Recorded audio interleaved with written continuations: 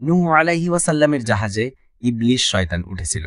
জাহাজে মানুষ এবং পশু পাখির মলমূত্রে একাকার হয়ে গেল।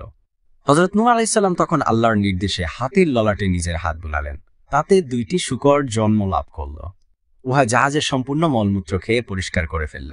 এই দৃশ্য দেখে পাপিষ্ঠ ইবলিশ শূকরের কপালে তাহার হাত বুলাল, যার ফলে 2টি ইঁদুর জন্মিল।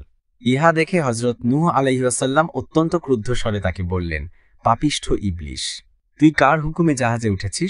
ইবলিশ বলিল, কেন? আপনিই তো আমাকে জাহাজে উঠিতে বলিয়াছিলেন।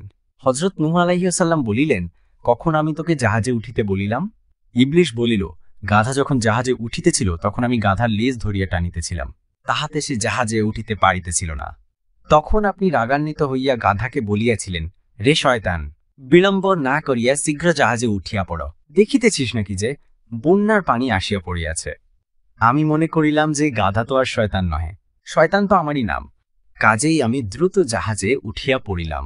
সঙ্গে সঙ্গে গাধাও জাহাজে উঠিল। এইভাবে ইবলিশ শয়তান নূহ আলাইহি ওয়াসাল্লামের নৌকায় উঠে